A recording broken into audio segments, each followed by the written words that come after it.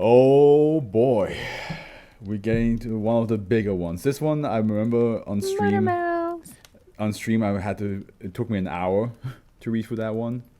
But again, it was because I was voice acting with like doing the whole fingers in my mouth. Which I probably will do it again because it fits thematically to who Motormouth is. But the author.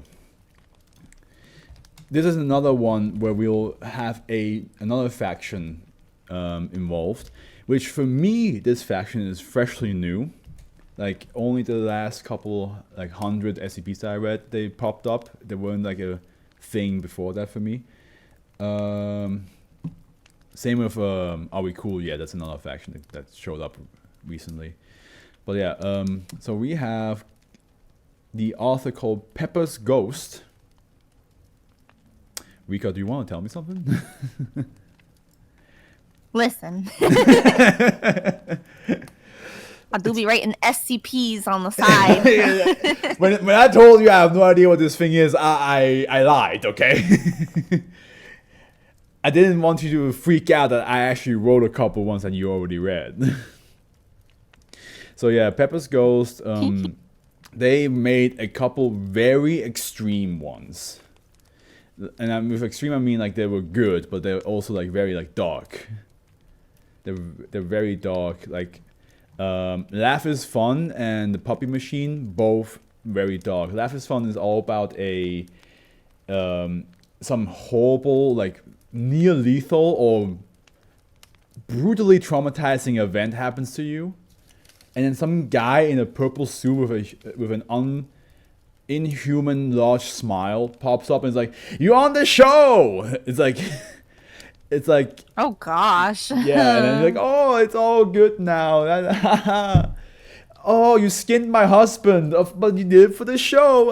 You skinned my husband, but it's all for the show. It's all for that. Oh. You rascal.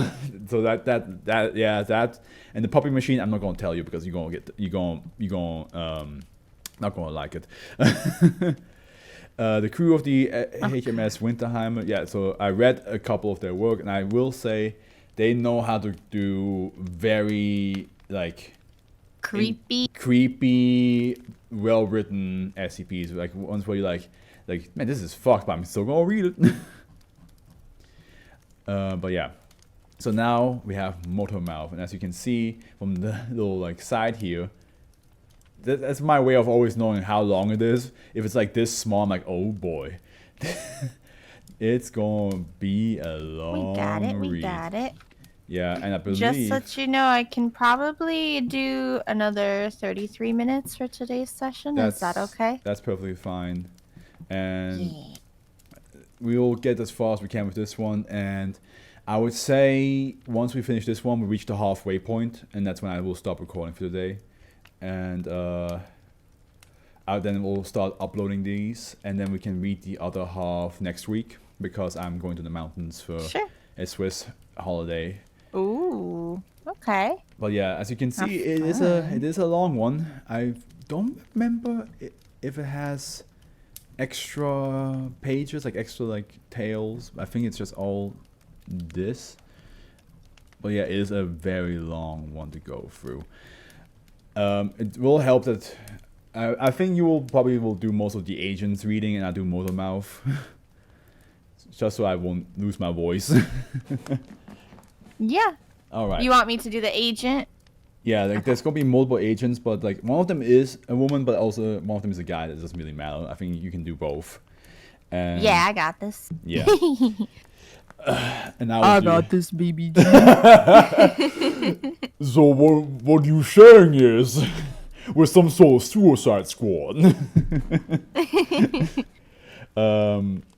Yeah. So I will tell you afterwards about this little section down here, but let me first read the Object Class Euclid.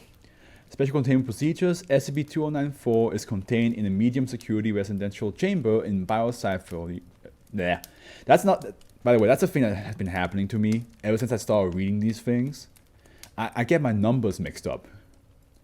For some reason, 4 and 5 I switch. 7 and 3 I switch. and that's it. Like ever since I read, and I joked around a lot of times, like the foundation had, like the website has some anomalous effect where I cannot say the numbers correctly anymore. So I'm just like, I'm oh my god, I'm infected. Residential chamber in biosite 59. Standard PG class pre-approved luxuries and amenities may be granted on a supervised basis as an incentive to promote cooperation in interviews and experiments. Psychotropic maintenance of SCP-2094's emotional health is presently overseen by Dr. Aniston, ES number 59-390-258. Any requests to access or alter SCP-2094's current drug regimen must be submitted to her in Interplicate for review. Description: SCP-2094 is a human male of European descent, 38 years old as of the 4th, 10th, 14. Several tattoos depicting common circus motifs are present on SCP-2094 upper body. SCP-2094 communicates in American English, specifically the New York City English dialect, which I do not have. SCP-2094 possesses exceptional non-anomalous manual dexterity with particular proficiency in juggling. SCP-294 is the subject of a spatial anomaly originating within its oral cavity. SCP-294's lower jaw and facial muscles can be pulled and stretched up to 2 meters in any direction without causing any considerable pain or injury. Additionally, SCP-294 is capable of redirecting any physical matter that enters its mouth into an extra-dimensional organ made of anomalously elastic intestinal tissue. Oh gosh. Yeah. There appears to be no limit to the amount of matter that SCP-294 can store inside this space. The weight of objects carried inside the pocket has no effect on SCP-294's overall weight, and neither causes SCP-294 discomfort nor impairs its mobility. SCP-294 refers to this space as its second stomach. However, research indicates that it serves no actual biological purpose. SCP-294 was recovered in an open field near Kamifurano, Japan, along with, or it would be more like Kamifurano, Japan, because like the U's are usually silent in a lot of Japanese words, along with an assortment of non-anomalous artifacts related to GOY 233, Herman's Fuller Circus of the Disquieting. I will tell you soon what this means. I'm glad you at least acknowledge that the U is silent in a lot of Japanese words because, oh my goodness. Yeah, not many people A lot of realize. people don't do that. Yeah. And it makes me so cringe out. It's like, yeah, it's Desu, and I'm like, oh. Yeah, no, it's Des. Sometimes Desu is a thing, but yes, usually it's that's Des. more like for cutesifying it, like a lot of like yeah, but like no, it's a lot of times the U is silent, and if they do pronounce it, it has a reason. But yeah, SCP-2094 was discovered bound in chains and locked inside a large antique trunk bearing the words "For Essie" written on the top panel in red paint. So before we go on, Herman's Full Circus of the Disquieting is what it is. It's a circus full of anomalous beings that are doing a circus act, and they're all collected by the Twisted Man, which is very much like, oh, it's the upside down face. I think it's upside down face man. So it's like a man whose like head is upside down. It's very creepy, and every time Heaven's Full gets mentioned, you know for a fact that the SCP that you read about got abused in some way or another. Oh no. There were like little one of my favorite was like little gnomes that I don't think they spoke English. They spoke like their own language that can like multiply, and they got like basically kidnapped from their home to be part of this circus show, and they never wanted to. There was also a tiger that if you I believe if you let the tiger taxidermied, and if you let the tooth like scratch you can float. And it's a very sad story because the tiger was like a friend of one of the circus performers, and then like she died, and instead of like letting her rest in peace, they still used her body to get the show on the road. So yeah, stuff like that. Yeah, Herman Fuller is very much like that is scary. Yeah, Herman Fuller is a circus full of like weird beings, very much like a freak show, and most of the time there's no good stories behind it. Alright, recovered belongings. The following items were removed from SCP-2094's intestinal space during preliminary containment. So from his stomach we got a wooden juggling clubs of various colors, a metal lighter and several packages of cigars, 120 button bass accordion, suitcase containing 2 sets of clean clothes, a toothbrush and a shaving kit, fully functional 1962 Maserati 3500 coupe with minor interior and mechanical modifications, a burlap sack containing a number of antique wind-up toys, operational submachine gun and accompanying ammunition circa 1959, a fire-breathing torch, and a plastic trunk containing 54 bottles of kerosene. Okay. Fun! Yeah, fun! For the whole family! I'm so ready for this. Select interview. So wait, you're having me read the agent? Yes, you will be the agent. I will That's be like Dr. O'Sullivan? Yes, which I believe is the female one. Okay, interviewee, SB2094. Notes, interview conducted 2nd, 24th, 2006. The day after SB2094 entered containment. Begin log. Okay, upon Dr. O'Sullivan entering the interview chamber, you have to tell me if it actually sounds coherent, because nobody on stream told me if it makes sense that I'm using the whole finger in my mouth type of thing. But we'll see.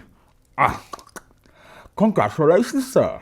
It appears you snagged yourself a front row seat to the freak show. Lucky you. Room's a bit too clean for my taste, but hey, it's the performer that makes the stage. At least that's what old Gertie used to say. Wraps his knuckles on the interview chamber divider. Why, Doctor, we haven't even introduced ourselves and you're already putting up walls between us. This does not bode well for our relationship. That sounds good. I would Okay. just make sure that try to slow down just a little bit when talking so that it's a little more coherent. All right, But it's will do. definitely, for the most part, coherent. We'll do that. All right. Good evening, SCP-2094. My name is Dr. O'Sullivan. I'll be... I cannot do a fucking Irish accent. I'm just going to read this normal Finnish accent. Sullivan, you say? Faith and Vigora. Why, I'll be a Shamrock Shantyman. I'm a wee bit Irish too, on my mom's side. I'll be conducting the interview this afternoon. Normal voice. An interview, you say? Gee, I've never been interviewed before. Oh, this should be fun. Does this mean I'm famous? Is this the loony bin where all the superstars eventually end up? Hey, any chance you got Andy Kaufman stashed away somewhere? Andy Kaufman. I am not at liberty to discuss the nature of this facility. Oh, come on now. It's obvious what this place is. You guys haven't been particularly subtle about it. The armed guards, the reinforced cells, the constant observation, the delicate crystal barrier keeping me from caressing that gorgeous face of yours. SCP-2094 gently runs the back of its hand down the reinforced glass interview barrier. Where was I? Oh yeah. Any old dog could figure out what kind of place this is. We are not very far, obviously. When are you guys finally going to face facts? You're never gonna be as good as Disneyland. Not ever, no matter how many special snowflakes like me you try to recruit. You seem to be in a talkative mood. Why don't you tell me about the Circus of the Disquieting? Oh, it's a grand place, lovely people. You should go sometime. Bring the family. Make a day out of it. I'd very much like to see it in person. How would I go about finding it? You see why this took me hours to read. Okay. Doctor, you don't find the circus. The circus finds you.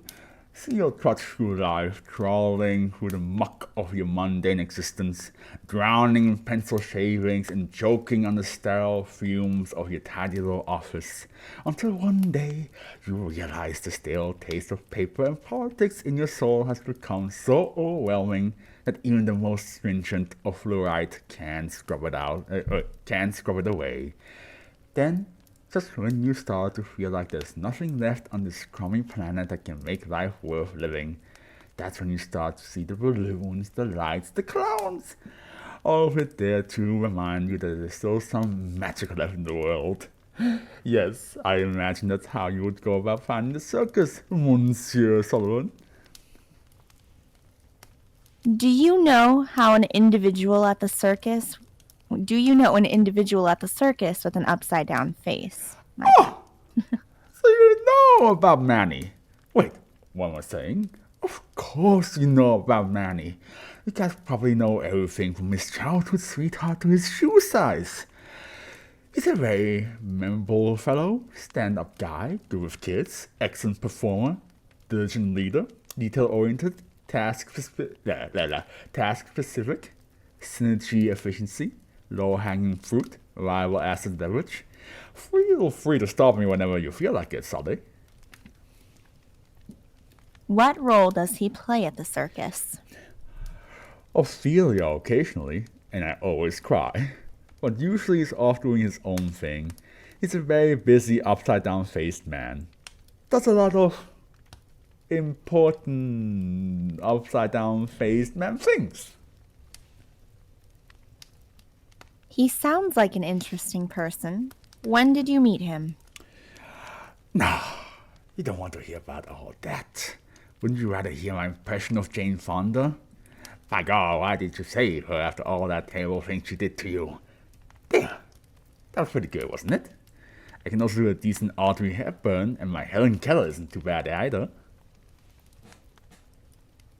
Please don't be afraid to share your experiences at the circus. I understand many of the freaks were kidnapped and abused from a young age, but you're very far from your captors now. They can't hurt you here.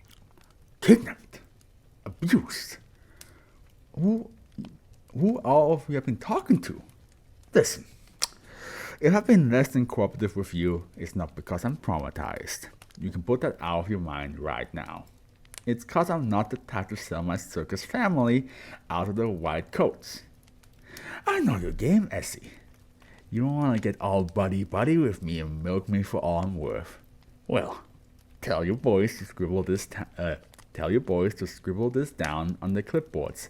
These people you've been hunting, these men and women you've been hunting down like criminals, they're saints, you hear me? They're good folks. I wasn't kidnapped, you dingbat. I ran away, and they took me in with open arms.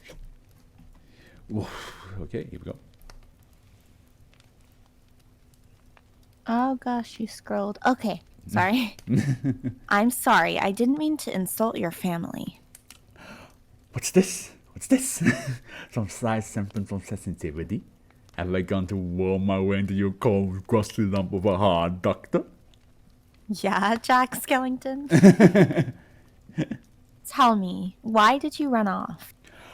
And there it went. So we're playing the backstory game now, eh? Sure, I'll bite.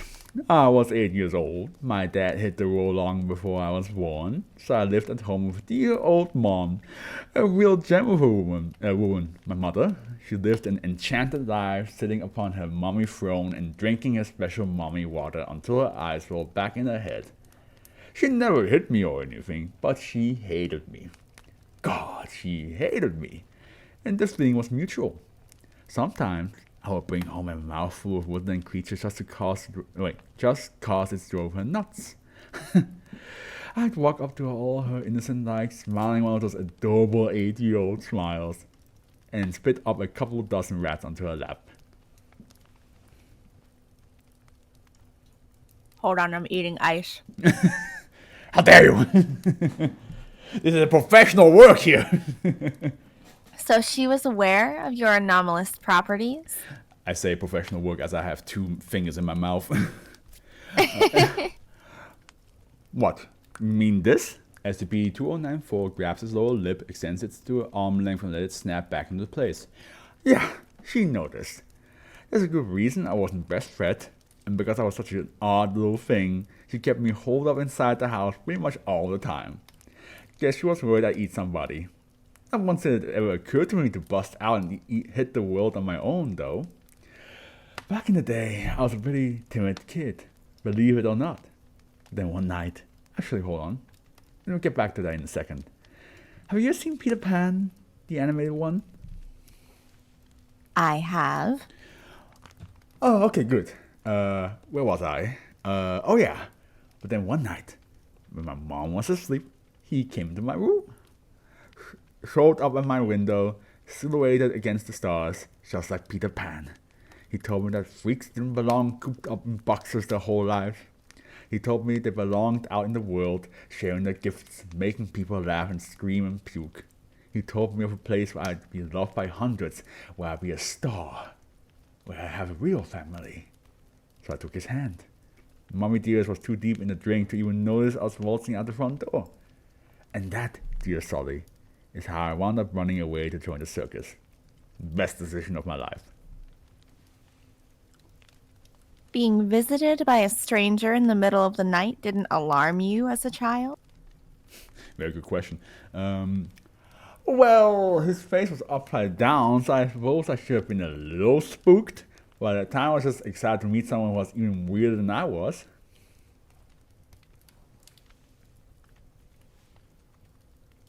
And you weren't treated badly at the circus? I tell you right now, the circus life ain't for everyone. But hey, Manny and the gang did the best they could. They put bread in our mouths and pillows under our heads. I got a whooping now and again, but what kid doesn't? It's all part of growing up. Kept me in line and manned me up quickly. The folks at the circus loved me like I was one of their own. They never made me feel like being a freak was anything to be hidden or ashamed of. When you're part of a circus family, you look out for one another. You don't just turn around and sell your family out of the SCP Foundation. When the recovery team discovered you, you were locked in a trunk. You were left for us to find. Can you tell me why that is? Silence. Were there any problems between you and your family? Wouldn't you like to know? Sorry, Sully, but I think I've done enough talking. You ain't getting nothing else out of me. Not now, not never.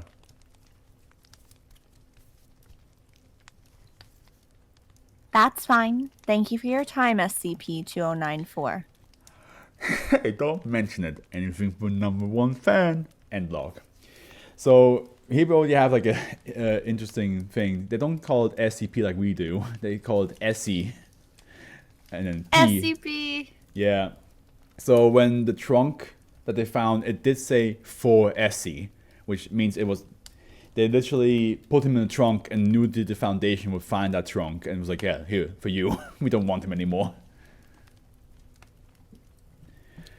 Ooh. Yeah, that's why he's like defending the family, but like, But like in the same time, it's kind of the like... family might have betrayed him and Yeah. he doesn't want to, admit it out Yeah, of, 'cause he lived good life there and now, and the betrayal is probably something he himself is in denial of. So he's just Yep. kind of like, no, I never was once treated badly there, okay? No, they loved me. They did everything. And then, then why'd they leave you in a trunk? Yeah, then why were you in a trunk? Simple pranks, you know? Yeah.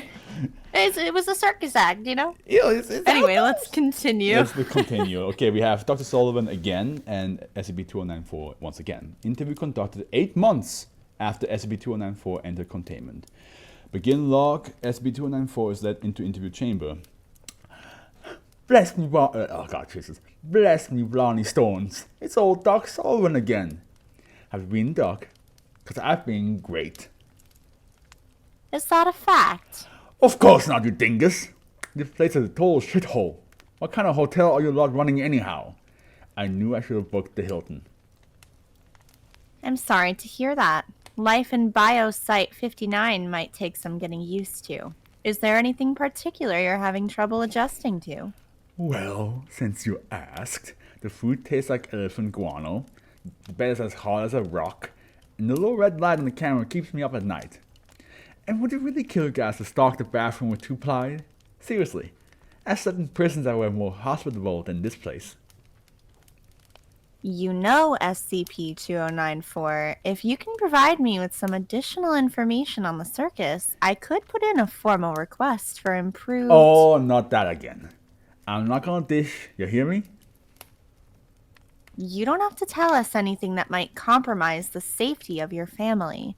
We're not after sensitive information necessarily. Just tell me about the circus. Acts you've performed, friends you've made, anything will work. Anything, huh? Within reason, yes. And you'll give me junk if I just spin some simple yarns for you? That could be arranged, yes.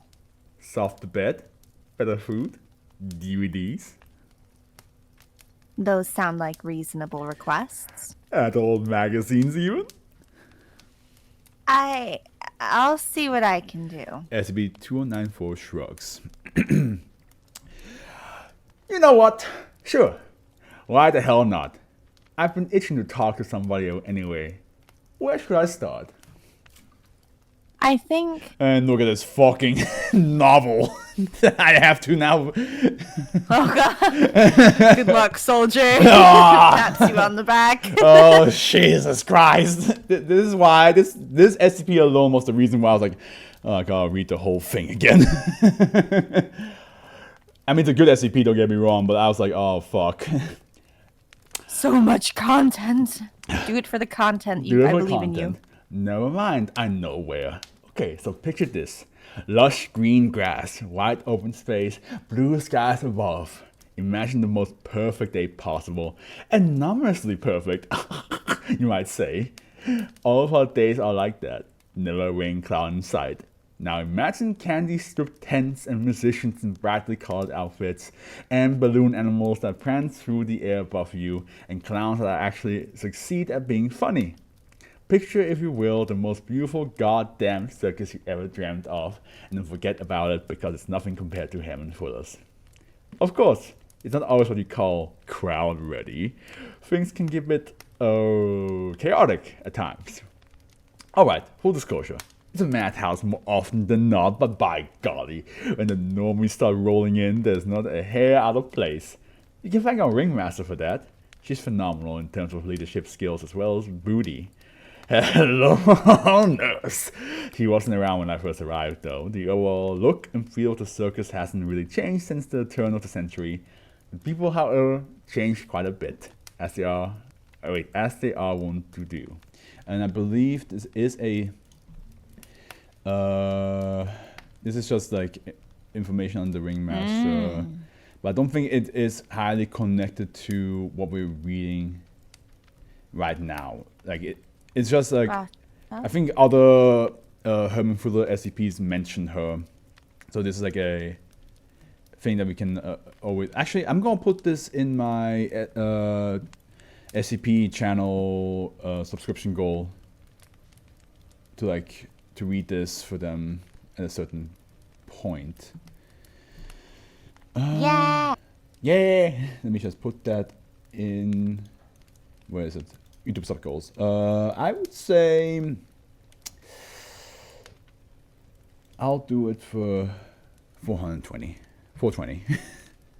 subs. Yeah. There we. Is that a title? Yeah, him fools. Here we go. Instead of the link, I have the title, so it looks a bit nicer. Good, very good. Alright. Back to his fucking. You sly dog, you got me monologuing. Okay. Yeah, get to voice acting, Stinky. Oh, how dare you. Take me, for example. I think I managed before that I wasn't always the charming portrait of confidence I am today. In the early days, I was a tender for a little lad recently departed from home, overwhelmed by the strange and wonderful world he'd been swept up into, I mostly just stood around staring in dumbstruck awe at everything around me. Never really talked or anything. I was a pretty wide-eyed kid, and a doper one from what I hear, so obviously they gave me a job as a human clown car. I mean, really, what else could they do but send me on stage with a few dozen clowns waiting to lurch out of my gut? It wasn't the most glamorous job, but I did get some kicks out of it. You should have seen the looks of the audience faces when the marching band started parading out from my lips. Priceless! Let's see. After that, I learned some juggling from a guy named Scythe. Tall douchebugger, but pretty handy with a pair of pair of swords, pardon me. I never got to handle them, of course. Just balls and clubs and all that. Scythe was another story entirely. I mean, you could shove a shiv into every square inch of that guy's body and he wouldn't bat an eye. He was a real baby when it came to being set on fire, though, and ended up going up in the smoke in the middle of the show. Total spoilers for dying like that. They held a service for him, but I was busy that day. After a while, I got more comfortable around the other folks, started to assert myself to clown shtick at the had to end. Started to assert myself. The clown shtick had to end. I mean, it was fun and all, but it didn't really mesh with my newfound sense of pride. So I did the juggling thing for a while, tossing random junk around and swallowing it at the end. Pretty low skill stuff, comparatively speaking. I knew I'd end up getting relegated to the den of freaks if I didn't up my game. Don't get me wrong, there's a ton of great folks in the den, and it's not a bad place, but it's not the big time, you know. So when I got to be a horny teenager, I thought, why not devour a woman whole? At first, everyone thought it'd just be a step down from the clown thing, but I came up with But then I came up with the idea to put a plant in the audience, call them up to a ring, and then swallow them in a gulp. It was alright, I guess, and nicely provocative, but the act didn't really take off until I got Theodore in on it. In addition to being able to turn himself inside out, Theo also had a knack for the gymnastic stuff. And we managed to make a high diving act out of it. He'd leap off a diving board, flip his innards outwards, and plop right into me. It was a hit, of course. Theo and I got a lot of attention after that, especially once we started dating. Turned out that I found guys just as much fun to swallow as gals. We stand a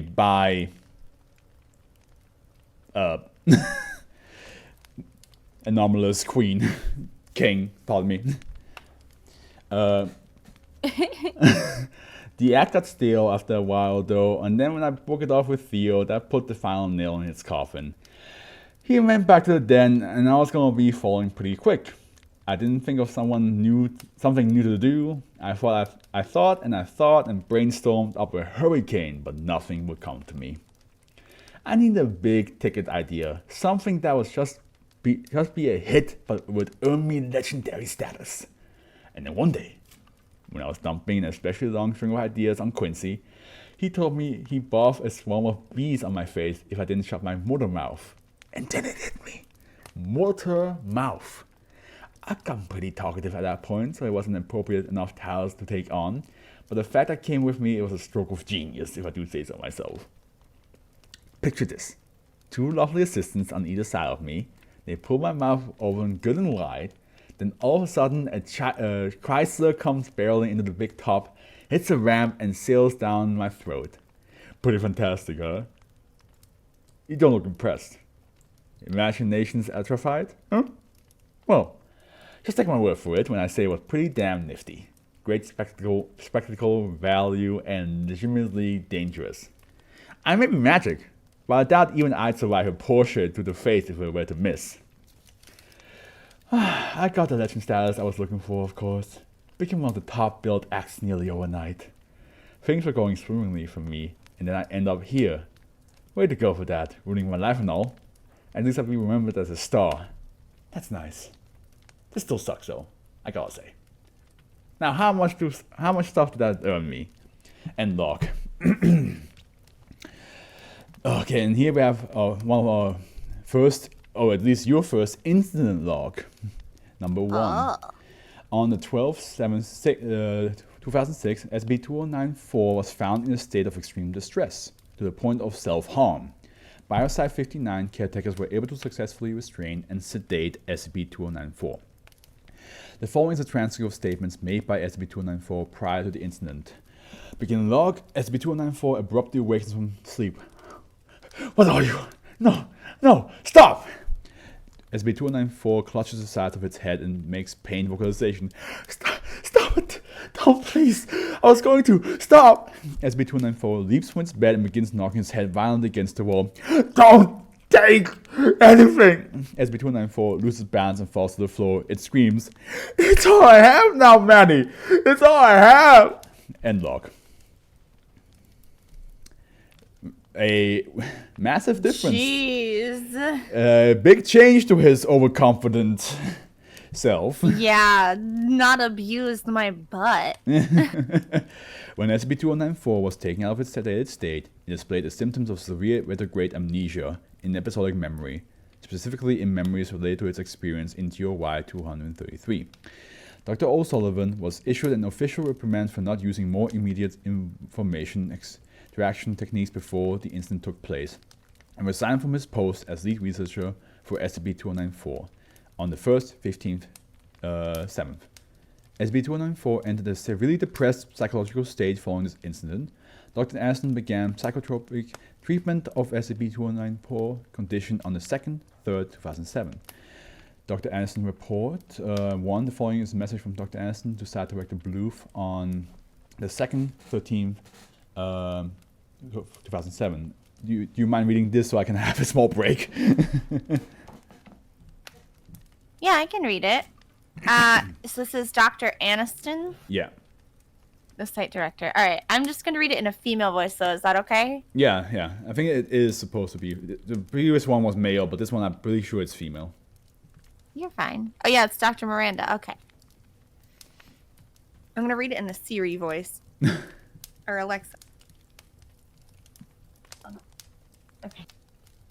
Hello. I am writing to you today to inform you that SCP-2094 has undergone an extreme change in personality since I was first assigned to it early last year. Before, it was lively, energetic, and highly talkative, quick to engage in banter and turn of phrase. Speaking freely, it was one of the few patients I enjoyed speaking with, occasional lewd remarks notwithstanding. However, since the December incident, SCP-2094 has grown increasingly withdrawn. In addition to its depression, it has developed severe anxiety and appears to be in a constant state of terror at its surroundings.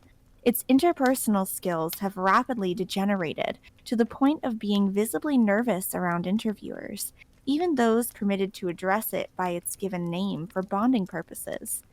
SCP-2094 has also shown a marked decrease in its interest in physical activity, including juggling, which was a pastime in which it regularly engaged in with any object it could get its hands on. I know that your vision for Biosite 59 is one where anomalies are kept reasonably healthy and happy, and the success of your mental health treatment initiative continues to positively influence other humanoid containment facilities. However, I'm afraid that there is only so much that I can do at this point. Attempts to treat its depression have worsened its anxiety, and attempts to treat its anxiety have worsened its depression. I have consulted with my peers on this issue, and we agree that SCP-2094's unstable mental state puts riskier options out of the equation. We will continue to do our best to treat SCP-2094 medicinally and through counseling, but it seems unlikely that SCP-2094 will return to its previous disposition. Given your commitment to SCP quality of life, I know this will come as a disappointment to you, especially after the letter you sent noting your fondness for its unconventional interview logs. I felt it was important for you to be aware of the situation, and given your background in the mental health field, I hope that you will not hesitate to offer any advice you may have concerning the situation. Dr. Miranda Aniston. All right. That's sad. Yeah. He was like so cool, and then all of a sudden to hear this, Yeah. he's like mentally breaking. Yeah. We have another incident log. I'm a little bit I think it's... It's more things... No, I'm just trying to figure something out because I could have sworn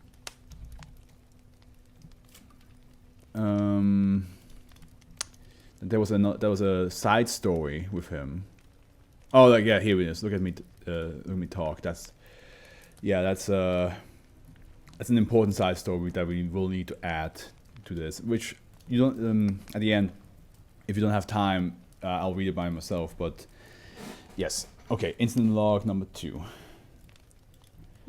I can read it. Yes. If you want. Is it still Dr. Aniston? I believe so. I will just read the first paragraph real quick. On the 3rd, 11th, 2007, SCP-294 was found attempting to consume itself in what is presumed to be a suicide attempt. I know it's not funny. It's not funny, but the idea of him just like himself is a... Yeah, I got you. Bioside 59 caretakers were able to successfully restrain and sedate SCP-294.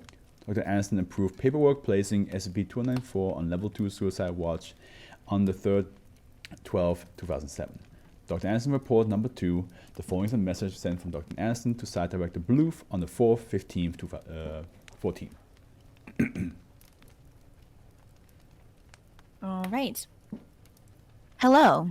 As you are aware, I have been in charge of overseeing SCP-2094's psychiatric treatment for the past 8 years.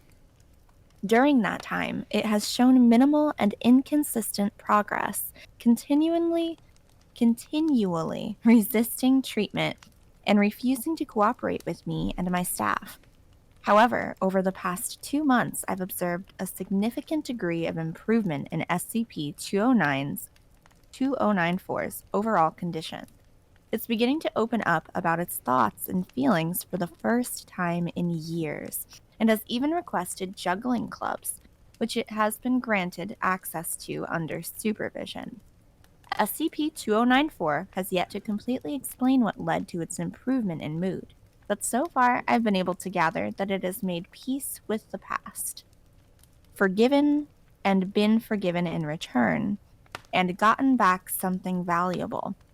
Presumably, these statements have to do with it regaining some memories lost to its amnesia. Due to the comparatively high level of cooperation SCP-2094 has shown recently, I am not pressing for further answers at this time, although more in-depth interviews are scheduled to be conducted. Yesterday afternoon, SCP-2094 submitted a formal request to hold a performance for the staff of Biosite 59. It is my personal recommendation that this request be granted under strictly supervised conditions. Of course, as long as SCP-2094's condition continues to show improvement. I've lowered suicide risk level to RL1 and hope to see it at RLL by the end of the year. As you are aware, high-risk humanoids are a substantial drain on resources, and it is my hope that we will be able to use some of the funding saved on extreme supervision for additional research. It's likely that, over the course of reading this letter, the thought has crossed your mind that SCP-2094 is merely putting on an act to manipulate personnel into complying with its whims. As SCP-2094's primary caretaker for almost the entirety of the past decade, I can safely say that if it is, in fact, acting, then we can assume with certainty that SCP-2094 is once again as healthy as it was during its first few years of containment. Eccentric, yes, but healthy. Dr. Miranda Aniston. I just decided that we don't need to read detail. I will just give a synopsis. It's one of those moments again. Originally, I would read it because I'm like, oh, it's connected to the story, and I'm blind reading it, so I need to know. But that's mostly for me, and since I do know what happens there, I will give a quick explanation at the end. But this is the last interview and the last time I have to fucking read a whole novel. So I'll do the Dr. Aniston, and you can do the SCP. Yes. So interviewer, Dr. Anderson, interviewee, SCP-2094, notes the following is an excerpt from an interview recorded on the 5th, 16th, 14th. Begin log. And he ate the entire thing? Yeah, the entire thing. I told him it was my job. And then what did you do? Oh, you know, I just decided to take the high road and give him a couple of minutes of time out in my gut. You didn't. I did indeed. Boy, Manny was furious. Not as furious as he was after the old noodle incident, of course, but you know. You're referring to the misadventure that led you to ending up in the trunk, correct? I've wondered about that for a while now. Have you gotten those memories back? Yeah. I still don't have everything, but I got all that stuff. Kinda wish I could forget it. That's all right. I'm not going to press you about it if you're not ready. I know you won't. That's why I'm gonna tell you. You really don't have to. Too late. I made up my mind. Okay, so you know how Manny saved me from my rotten home life? I do. Okay, here we fuck. Jesus.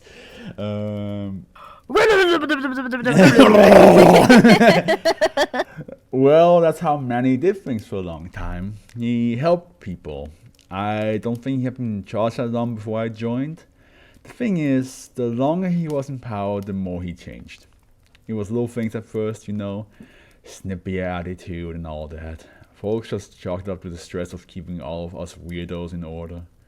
But then he started bringing in these kids. He always brought in kids, of course, every once in a while, well, maybe about 2 or 3 a year. That may sound like a lot of kids, but you gotta remember that the Circus of the Disquieting isn't just a single show. It's a multifaceted entertainment extravaganza. That's a big top show, of course, but there's also the Den of Freaks, the Menagerie of Mayhem, the individual tents with special acts, not to mention all of the non-performance jobs. Point is, we got a plethora of people in all sorts of places, both kids and adults, but at some point or another, Manny started bringing in kids that were different from the ones who come before. I should know. I was the one who usually worked with them. Manny gave the usual stories, broken family, orphan, saved from the streets, stuff like that. But there was something off about them.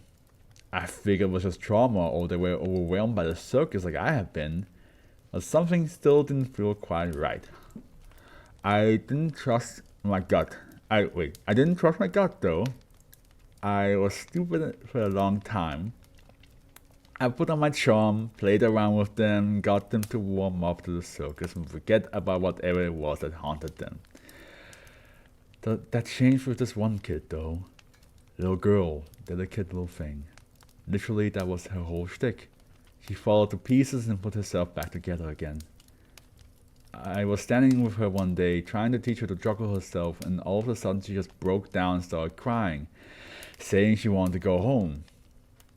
That's when I knew, deep in my gut, that Manny be taking kids.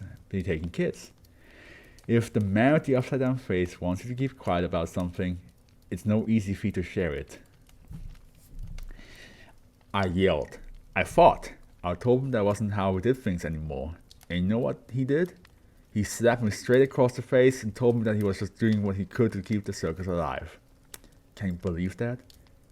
Even with everything we were doing, he still thought the circus on the verge of collapse.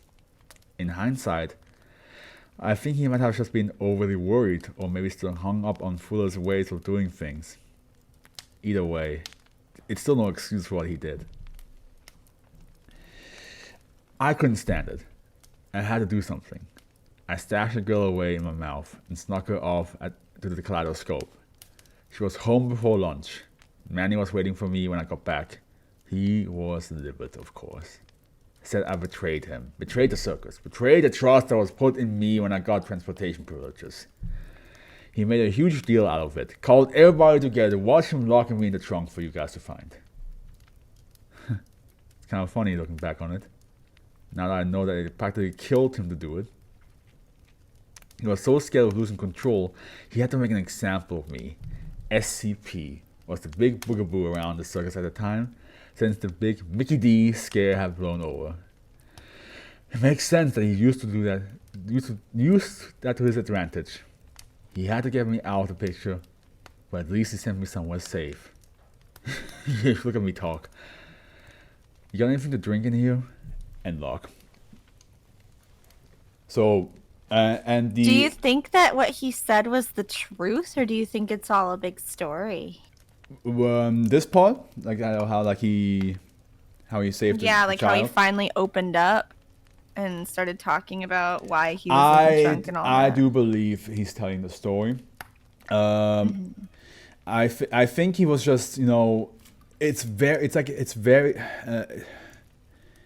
much a relationship where you don't realize that your partner is doing things wrong to you, because like a lot of times they show like good sides and you're like, oh no, like see, they're nice to me, they're doing good things, but then like you finally start to click in, like, wait, actually the things they do in in the grand picture of things is pretty fucked up. Yeah. I think he was just very manipulated because as a kid he got taken. So he was like, oh yeah, of course, like I was in a shitty home. He came to my house, took me in, and now I have a family that actually cares about me, and we can have fun together. And the whole circus thing is more like, oh, it's like a job. I have to work for it. It makes sense. You can't just like, you know, laze around. So this, I do believe that is the truth, that he was like, he realized that the upside down face man was taking kids that didn't want to go but had like anomalous properties. Like the girl who fell apart. I'm pretty sure she just fell apart and just didn't want to leave home, but the man probably promised her like, oh, we can go to the circus and you can make new friends who are like you. And then she was like, okay, that sounds cool. But then, like, you know, after a couple of days, she's like, I want to go home. I didn't know I have to stay here. Get me out of here. Yeah, get me out of here. And that's when he reacted and was like, yeah, no, I'll bring you home, because this is not, if the kids don't want to be here, you should not take them. If they do want to be here, that's up to them. But even then, you know, the circus should be like a free will type of thing, which I think Motormouth did not realize, that like, yeah, people can't just leave. Like, I think that's the moment when he realized, like, oh, you're stuck here once you get hired, unless they deem you useless or a traitor. In the tale right here, the Look at Me Talk, it's all about how he, as a kid, he learns to juggle with Scythe, and he starts like asking different circus performers. One is like a knife thrower. One is a puppeteer and all that stuff. He basically goes around asking what the SCP actually is. And at first, he always thought like he thought Essie is actually a person, an actual woman. And everybody told him like kind of the truth, but like not clear enough. So he had like his vision of SCP was like a lot more grand, or a lot more all over the place. And it does mention how Scythe dies in it and why he wasn't at the funeral. Scythe turned out to be right about me. I do have to get going now, though. I hate to cut it short. I have some chores I have to do. We'll call it here anyway. I just want to make sure that, yeah, in Scruffy, where is it when Scythe burns? I believe, sure it was. Poor guy ended up strapped to a wheel while I chucked scimitars onto his chest. And he eventually quit performing, then quit altogether, put him in the den of freaks where visitors paid to impale him. One night he and friend Jack Daniels said it'd be nice to flaming katanas. Oh yeah, he burned because like, yeah, of that.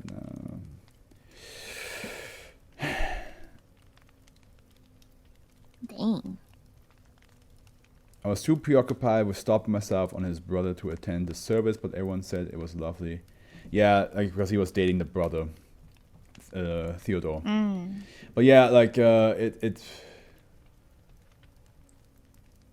and he says like how he feels about like you just asked me to That was a describe. very Joker-like one. It was interesting. Yeah, you asked me to describe him as full of circus describing. I'll tell you what it is, Doctor. It's people. It's basically like a little tale to show you how like everybody besides the Upside Down Man were really nice to him. Even Scythe, who like taught him how to like juggle, had like the best interest in mind. Even though Scythe was very like antisocial. But yeah, no, I do think he's telling the truth about this part. I think he was bullshitting in the other 2 interviews, being all like, "Oh, it's all good," except maybe that he was taking. I mean, it could have been good at some point, but again, it was clear that he had some sort of amnesia. So Yeah. once that broke, which was one of the incidents probably, Yeah. then it all came flooding back to him. And I think the So, yeah. amnesia, it sounds like the Upside Down Face Man has maybe an anomaly, a person beside him, or he himself can do it, where he can take memories away from you, so that the Foundation won't get more information. Because I feel like what happened is the Upside Down Face Man was like, okay, I don't want him anymore. Let the Foundation deal with him. But he knew that Motormouth would not spill too much information. He would be like arrogant about it. He would talk a lot, be all like confident, and just be like, I won't tell you anything about the circus. I will tell you about my life, but not about the circus. But after the second interview, maybe Motormouth was like, you know what? Maybe I should tell them. Maybe I should tell them more about what the circus does. Well, the kindness got to him. They treated him better than he's ever been treated before. Yeah, so. and then like I mean, besides the circus, but even then he's realizing like, okay, well at this point, the people in SCP containment are treating me better than I was treated at the circus even. yeah, so yeah, and that's when he wanted to tell, and then maybe that's when the Upside Down he felt Man comfortable, yeah. was like, oh, let me take your memories away, and that's why, because it did say that Dr. Anderson was like, he was a patient for Dr. Anderson for like almost a decade, which shows you how much like how much time that bought the circus to like escape or go somewhere else or do something else. Yes. But But yeah. I do hate to cut this Yeah, short. no, that's I do perfectly have to fine. do some chores. That's perfectly fine. But I mean, did we stopped. enjoy this session today. This Yeah. was very interesting. I think one of my favorite ones so far was Open Alpha, though. That It one is. was just is really fun. a cool way of taking like kind of a video game concept or programming concept and like, it was just cool. I liked it. Yeah, I'm gonna miss not having you reading this with me once we finish reading the next 5, because like it's gonna be back to the weekends and you're busy with work and I'm. I know. Uh, Hey, maybe one day if I no longer have to work 10-hour shifts on the weekends. Maybe one day, You yeah. know, I just need to reach a point where I'm financially stable enough so that maybe I don't have to do that job. But Yeah, yeah. right now that's my mostly only source of income.